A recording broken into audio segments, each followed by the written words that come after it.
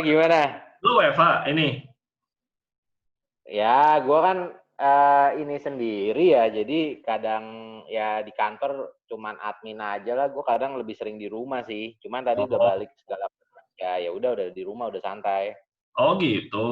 Itu usaha sendiri ya lu? Lupa dah gue dulu apaan usaha lu? Gue di ini bos main di apa? Di Cathodic Protection. Panjang dah kalau ceritain. Project Cathodic lah, project deh. Project Protection apa? Cathodic Protection. Eh, Oh, iya tahu gue. Yang Cathodic buat Protection. ini pipa kan? Iya, buat anti karat, Karat. korosi. Iya, tuh tahu kan gue.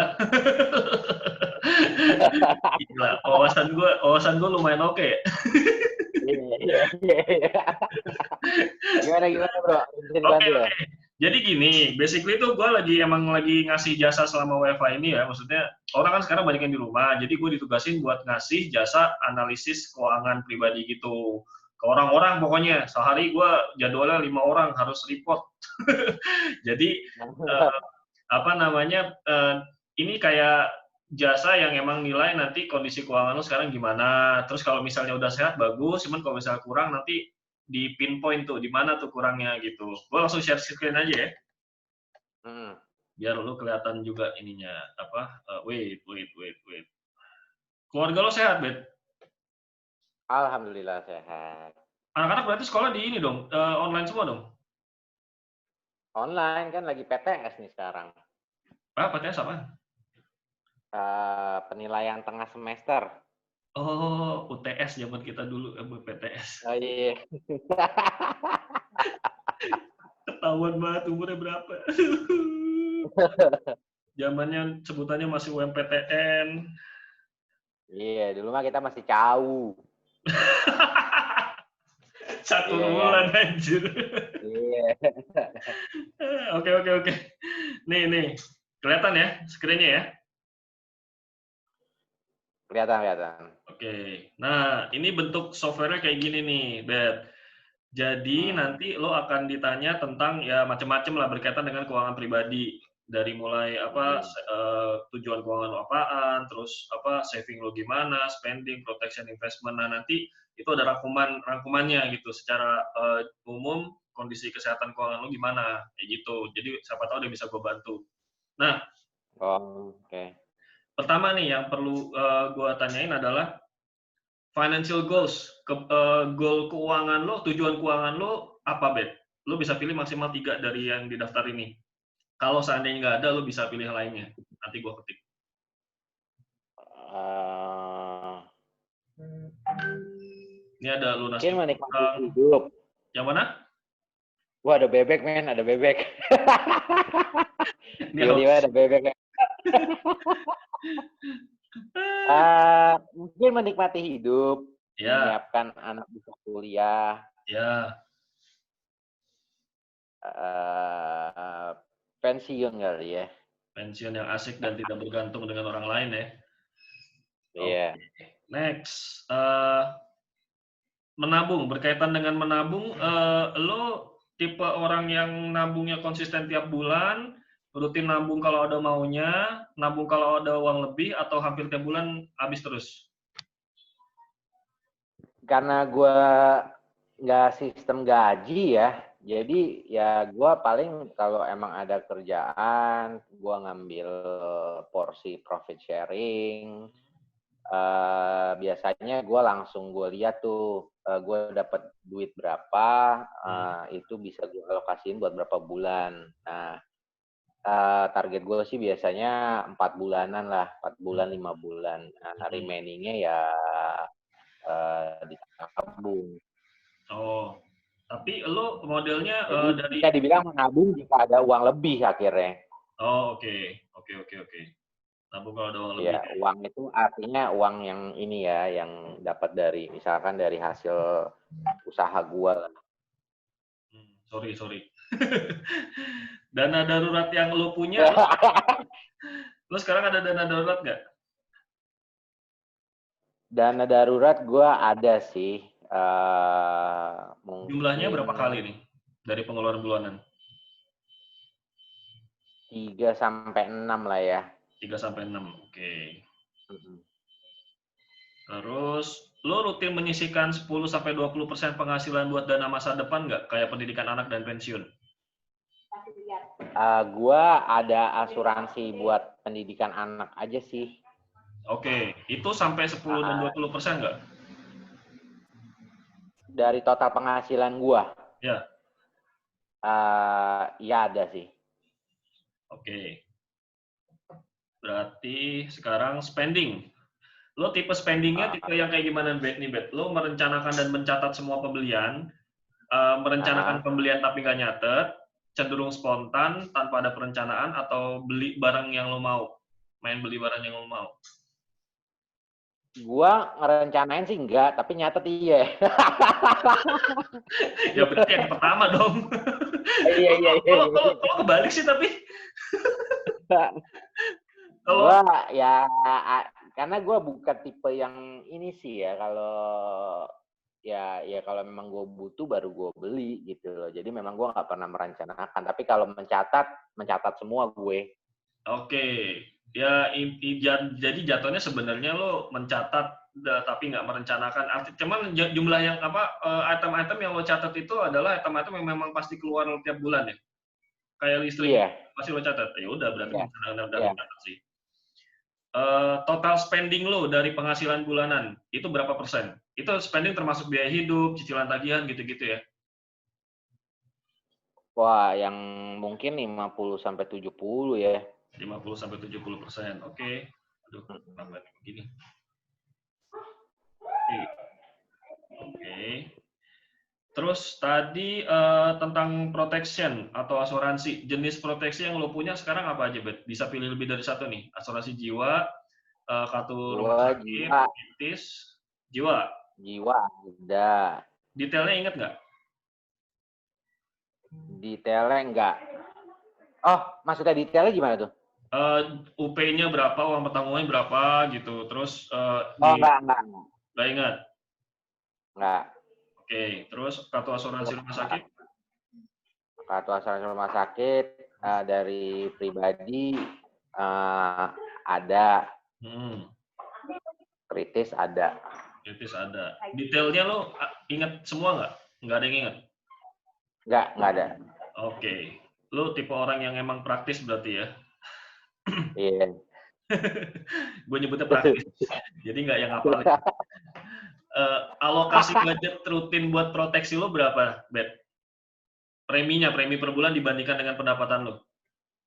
Berapa persen dari penghasilan lo? Kurang dari 10, 30, atau di atas 30? Mungkin 10-30% lah. Oke. Nah, terus investment. Lo rutin berinvestasi nggak, Bet? Gue lebih ke kadang-kadang sih. Kalau memang ada duit lebih baru gue ini. Investasinya di mana? Gue ada di reksadana, surat utang, saham juga ada gue. Aplikasi saham. Oke. Oh, sama peer-to-peer lending. Wih, udah lengkap ya. Iya dong. Udah modern kita. Nggak ada tuh yang ini. Ada tambahan baru satu pokoknya. Total alokasi dana yang biasanya lo spare berapa tuh? Buat kalau pas lagi ada duit, total alokasi dana kira-kira berapa persen?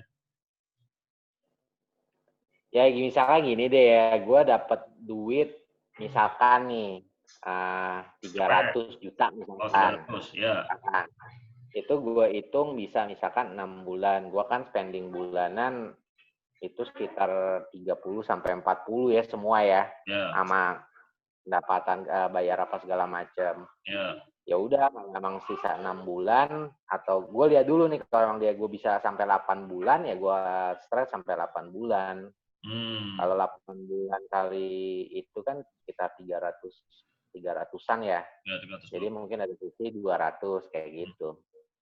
Oh, maksudnya itu yang gue tabungin gitu loh, yang gue sebar kemana-mana.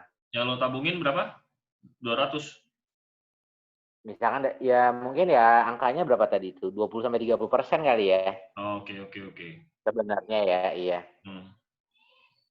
Oke. Next. Nah, nama lengkap lo Beta Eiler ya? Yoi. Masih inget kan gue? Iya. Kok nggak ada spasi? Greta Ayler. Terus tanggal lahir lu berapa, Bet? Kapan? 25 Oktober 81.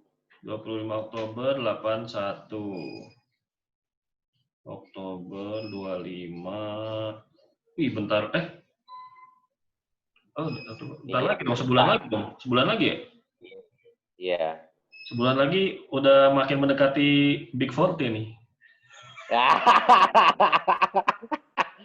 Makanya gue di Instagram gue ngeliat si Jim tuh kan dia jumping naik sepeda anaknya segala macem. Gue komen sama dia, bro hati-hati. Makin umur makin susah dibenerin kalau jatuh. bilangin ke sini, bro hati-hati tuh engsel makin lama tuh harus dilumaskan. Kaji Naim makin sakit soalnya umur segini kalau dibenerin. Ini total pendapatan per tahun lo berarti bisa ini ya, bisa di atas 360 berarti? Iya sih. Oke. Terus jumlah tanggungan, orang tua lo sekarang nanggung nggak? Enggak. Orang tua istri? Istri ada. Oh, enggak. Maksudnya tidak dalam tanggungan ya? Kalau anak lu sekarang berapa sih, Bet? 2 ya, Bet? 2. Yang paling gede umurnya berapa? Yang paling gede, bentar. Kakak umur berapa sih, Kak? 9 ya? 8. Oh, 9. Satu parah banget. Aduh, oke. Gua antara 8 atau 9 soalnya. Iya, makanya seperti dugaan gue, lo orangnya praktis. Gue menyebutnya praktis, orang-orang praktikal. Oke, Ben. Jadi ini adalah rangkumannya nih. Jadi gua coba share expertise gua untuk coba bantu lo perihal masalah keuangan pribadi. Jadi lo sekarang menikah dan tanggungan anak 2. Secara umum lo masuk kategori borderline. Artinya parah sih enggak, tapi juga nggak aman gitu. Jadi berada di batas aja gitu, di abang batas. Ini mostly karena kebiasaan, kalau gue lihat sih gara-gara kebiasaan nabung lu. Jadi memang kurang disiplin. Lu yang nabung disiplin itu kalau gue lihat baru nabung tabungan anak gitu. Nanti kita coba betulin kita coba lihat nih apa aja. Jadi kalau seandainya lu tetap melakukan apa yang lu lakukan sekarang, takutnya nanti ke depannya ini once kena financial problems apapun gitu tuh gampang roboh gitu. Nah, financial goals kan tadi ada 3 nih, nikmatin hidup, nyiapin kuliah anak, sama nyiapin pensiun yang asik dan tidak bergantung sama orang lain. Cara mencapainya itu gimana gitu kan? Itu kan yang berarti harus ada perencanaan gitu loh. Nah ini adalah hal-hal yang tadi lo pilih. Kebiasaan lo dalam saving ini lo jatuhnya leftover saver. Ini adalah yang paling buruk dari tipe cara menabung. Jadi kalau bisa ini dirubah. Jadi maksudnya lo ada tabungan yang memang rutin, memang untuk lo sediakan untuk tujuan tertentu gitu. Spending juga maksudnya seperti spender, karena lo itu tadi lo mencatat tapi tidak merencanakan. Iya. Itu spontaneous spender. Tapi proteksinya sudah lumayan guarded. Nanti coba kita bahas satu-satu ya. Nah, lo lihat nih. Sebenarnya dari segi 3 perencanaan keuangan ini lo udah hijau semua. Artinya secara rujukan dibandingkan dengan keuangan pribadi lo itu udah oke. Ini gue jelasin dulu. Ini adalah namanya segitiga perencanaan keuangan. Yang ada di dalam sini itu adalah elemen-elemen yang penting dalam perencanaan keuangan. Ada 5 level, semuanya penting, tapi prioritas pertama dimulai dari level 1, biaya hidup. Nah, baru level kedua itu prioritas kedua, dana darurat dan lain segala macam. Itu yang sebelah kanan ada rujukan, sebelah kiri adalah sebelah kiri adalah kondisi keuangan lo. Nah, walaupun sudah hijau, gua tadi ada sedikit red flag kali ya. Red flag itu lo ada di bagian yang pertama di bagian proteksi. Dari segi berapa yang sudah lo spare buat proteksi itu udah bagus. Cuman yang jadi masalah adalah lo nggak inget ini apaan. Iya. Dan ini bahaya, berpotensi lo tahu lo tidak tahu apa yang lo beli, jatuhnya buang-buang duit. Iya, iya. Nah, untuk tipe orang praktis kayak lo harus punya agen atau financial planner, misalnya gua gitu yang emang paham kebutuhan lo dan apa namanya modelnya itu lo nggak perlu mikir apa-apa, udah gua jamin lo aman sama hidup lo, gitu. Jadi lo udah tinggal oke kayak gini nih. Nah, sebagai informasi kan memang spesialisasi gua kan di proteksi kan. Sebagai informasi untuk proteksi itu yang pertama harus lo punya, prioritas pertama yang harus lo punya adalah asuransi jiwa. Ini lo udah punya, which is good. Ini sudah punya, tapi apakah cukup? Nah, untuk menilai apakah ini cukup atau enggak, coba lo nilai, gampangnya adalah lo harus punya asuransi jiwa itu 200 dikali biaya hidup. Oke, 200 dikali biaya. Oke. Artinya, kalau misalnya lo sekarang biaya hidupnya, let's say tadi lo bilang biaya hidup lo sekitar 30 sampai 40 juta. Misalnya 30 deh. Oke, 30 juta. Berarti lo itu harus punya asuransi jiwa senilai 6M. Oke. Itu baru ideal. Artinya memang lo mengeluarkan itu, lo tahu kenapa lo mengeluarkan uang. Yang kedua, lo tahu jumlahnya berapa dan alasan kenapa lo harus segitu UP jiwanya. Iya, iya. Nah, ini nanti saran gue, lo coba lihat atau apa, cari tahu lagi apakah asuransi jiwa lo sudah sebesar itu. Kalau belum, gue sarankan tambah. Gitu. Nah, yang kedua, kartu rumah sakit kan tadi lo sudah bilang dari kantor ya tadi ya, lo bilang ya? Rumah sakit kartu enggak, gue ada kayak asuransi sendiri sih, tapi yang dia modelnya apa sih yang tahunan hilang itu loh. Oh, tradisional, oke. Jadi Iya, kalau untuk asuransi tradisional untuk anak-anak itu oke, menurut gua ya. Ini dari pengalaman gua. Tapi kalau untuk kita sebaiknya lo memikirkan kalau bisa lo cari yang modelnya itu lo bayar sampai dengan jangka waktu tertentu, tapi habis itu lo tidak perlu bayar lagi. Karena apa? Kita ada masa produktif. Ya dong. Kita ada masa produktif, kita ada masa pensiun. Jadi sebaiknya cari, let's say, kalau misalnya kayak di gua itu masa bayarnya let's say selama 20 tahun ke depan. Nah, setelah 20 tahun itu tidak perlu bayar apa-apa lagi, tapi kartu masih bisa tetap lo pakai. Gitu. Daripada yang tradisional, ya tapi lo mesti aware sama resikonya juga bahwa yang tradisional itu ada kemungkinan ya satu hangus dan ada kemungkinan naiknya itu melebihi yang memang kalau lo ini sekarang gitu. Dan jeleknya tradisional, kenapa gue tidak menyarankan ini untuk orang tua, kalau anak sih oke, tapi kalau untuk orang tua, jeleknya kenapa? Karena asuransi tradisional itu kontraknya tahunan, Bet. Iya kan? Iya. Setahun gitu, atau 5 tahun. Nah, yang jeleknya adalah kalau misalnya seandainya terjadi sesuatu penyakit berat gitu misalnya, terus misalnya lo di cover sama asuransi jiwa, cuman karena asuransi tradisional tadi yang kesehatan, cuman karena kontraknya per tahun depan lo nggak bakal bisa ikut lagi. Iya, iya. Nah, ini kejadian di nasabah gua. Nasabah gua ada yang sudah tua, umurnya udah 62 apa 63, dia pakai seperti itu. Setiap tahun dia selalu bayar kayak gitu dan tahun kemarin itu istrinya kena kanker payudara. Kanker payudara, kemudian begitu dia mau perpanjang lagi, sudah ditolak sama asuransinya. Jadi ya itu adalah one of the reasons kenapa gue menyarankan lo untuk at least mempertimbangkan kartu asuransi yang memang jangka bayarnya itu ya sampai jangka waktu tertentu aja, nggak usah seumur hidup. Gitu. Oke. Nah, untuk pendidikan dan pensiun, tadi lo udah bilang sudah menyisihkan juga untuk pendidikan anak, terus untuk pensiun, lo tadi kayaknya nggak ada rekening yang memang dedicated buat pensiun ya? Belum gue siapin sih. Nah, kalau bisa lo siapin, artinya maksudnya ya selama ini kan lo sudah rutin mengeluarkan uang kan, artinya kalau bisa memang lo taruh di satu rekening, entah reksadana saham aja lah, reksadana saham, dan itu memang dikhususkan buat dana pensiun lo. Jumlahnya, rujukannya ya 10-20%. Gitu. Supaya nanti ke depannya, apapun yang terjadi dengan investasi lo tidak khawatir karena lu sudah punya pegangan sendiri gitu loh. Iya, iya. Gitu. Nah, terakhir investasi. Investasi rujukannya 10-20%, tapi lo bisa afford 20-30%, which is good. Kalau misalnya memang lo memang orang yang suka berinvestasi, ya why not gitu. Selama yang lain di bawahnya udah hijau gitu. Jadi Iya, iya. overall rapor lo bagus. Overall rapor lo bagus.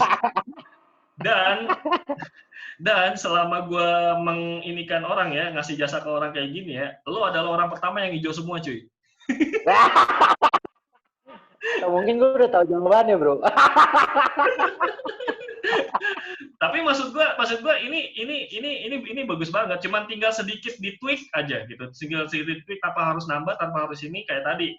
Makanya oke, gue rangkum sekarang. Berarti kurang lo itu satu diproteksi, satu pastikan bahwa asuransi jiwa lo itu 6M, dan yang kedua saran gue untuk lo dan istri cari kartu rumah sakit yang memang bayarnya tetap dan modelnya ya unit link berarti, yang cuma bayar sampai dengan umur tertentu gitu. Habis itu lo nggak usah bayar lagi gitu, supaya lo nggak terus ngeluarin duit itu ketika nanti udah tua dan badan kita sudah rentabung. Nah yang kedua, di bagian pensiun. Yang kedua di bagian pensiun itu paling tinggal ya udah lo keep aja di satu tempat tertentu, lo sisihin dari yang sudah lo biasa investasikan, udah taruh di situ, beres. Gitu sih, Bet. Nanti ini untuk yang proteksi gue bisa bantu lah. Nanti kira-kiranya berapa, jadi lo bisa ini. Nanti kita ngobrol aja nih. Untuk yang bagian proteksi. Boleh. Karena sebenarnya lo sekarang tuh di mana sih, Yas? Masih sama dengan yang terakhir gue ketemu lo, Prudential. Oh, masih. Bolehlah nanti kita diskusi lagi karena kayaknya gue memang mau udah mulai apa ya istilahnya mungkin mulai sedikit rapihin kali ya. Karena kan gue terus terang bini gue itu kecuali gue ya, bini gue sama anak gue tuh udah prudensial. Cuman bini gue itu kemarin ya ada critical illness lah, akhirnya itu sih alhamdulillah semua ke-cover ya. Okay. Dan anak-anak gue juga akhirnya nggak mesti bayar premi lagi dua-duanya. Nah cuman keduanya itu nggak tahu. Gini, gue tuh dulu pernah diajak orang, terus terang aja, teman gue untuk menjadi agent juga lah, ya kan? Gue bilang ya boleh-boleh aja, namanya juga iseng kan. Terus akhirnya gue tes segala macem. Nah, begitu ini orang udah nggak tahu kemana. Nah, begitu gue mau daftar, gue nggak mau daftar sebagai agent atau apa. Gue mau daftar gue di Prudensial, cuman kayak ketolak terus gitu loh. Karena gue masih jadi agent. Nah, mungkin nggak tahu apakah nanti kita bisa diskusi lebih detail lagi. Bisa. Itu lo tahun berapa, Bet, kamu ngomong kayak gitu? Hah? Tahun berapa itu? Yang lo mau apply buat buka Prudential itu? Gua udah lama sih, gua kan udah ujian lulus kan. Itu tahun? Terus tahun. Lebih dari 2 tahun yang lalu nggak? Lebih, karena gue udah dapat email buat renew, tapi gue diemin aja. Iya. Oke. Itu nanti bisa diskusi lebih lanjut sama apa? Iya, nanti nggak bisa diskusi lebih lanjut, ya mungkin bolehlah nanti kita ngobrol-ngobrol lagi, supaya tahu ada bisa yang inilah. Iya, siap. Nanti gue bantu sebisa gue lah, nanti tenang aja, don't worry. Lo tipe orangnya tipe orang praktis soalnya, gue lihat. Tipe orang yang udah, pokoknya gue taunya aman ya, gue keluar segini, gue taunya aman ya, gue, ya sip. Nah, lo butuh orang yang ngerti tuh cara ngeplotinnya kayak gimana. Ini nih, di sini orangnya. Ya aman mikir juga, Bos. Oh, ini polisnya mahal, nggak jadi deh. Kagak lah, gila lo. Gua orangnya praktis tapi aman. Praktis tapi ini agak murky. Dasar. Gitu. Oke, nih in conclusion, future forecast-nya, kalau lo tetap melakukan apa yang lo lakukan sekarang, seperti yang tadi, tetap mempertahankan kebiasaan lo yang spontaneous spender, terus nggak mendisiplinkan untuk ngisiin sekian persen dan rutin gitu, itu nanti pensiun tanpa financial problems lo masih tanda tanya. Worst case skenario adalah ketika orang-orang pensiun, lo masih harus kerja. Kita nggak mau itu terjadi gitu loh. Kita pengennya ketika pensiun ya udah kita pensiun gitu. Atau lebih buruknya lagi mengandalkan anak untuk biaya hidup sehari-hari. Itu juga nggak mau kan kayak gitu. Jadi sebaiknya memang harus dilakukan perubahan-perubahan itu yang tadi gue bilang. Overall sih ya seperti yang gue bilang, itu lo udah hijau semua, cuman tinggal sedikit di tweak aja. Jadi tidak banyak ya. Gitu, Bet. Oke lah. Ya udah. Ini gue kirim ke email lo ya. Iya ya. Email lo apa? ailerb@gmail. ailerb@gmail.com. Oke. Nanti gue coba bantu hitungin dulu buat yang ya gue nggak tahu sekarang asuransi jiwa lo ada berapa kan, cuman gue coba bantu hitungin buat yang 6M sama yang kartu rumah sakit yang memang lo tidak perlu bayar lagi setelah pensiun. Nanti habis itu kita ngobrol lagi aja, Bet. Iya, nanti gue coba lihat-lihat, kita schedulein deh. Gue juga pengen tahu ini apa segala macam. Boleh. Apa istilahnya? Gue punya life insurance-nya asuransi jiwa ini aja nih ya, gitu kan. Terus ininya mungkin apa sih yang tadi gue bilang tradisionalnya mungkin ini kayak gitulah. Nanti biar lo bisa lihat. Itu namanya review polis. Nanti gue bantu review. Oke. Ya oke. Ya wes. Sorry. Apaan? Oke, siap. Ntar kabar-kabaran ya? Iya, siap. Oke. Ya udah, Wet. Thank you banget ya waktunya ya. Ya, thank you ya. Sampai ketemu lagi. Nanti kita WA-an lah. Ya, thank you. Oke. Deh. Bye.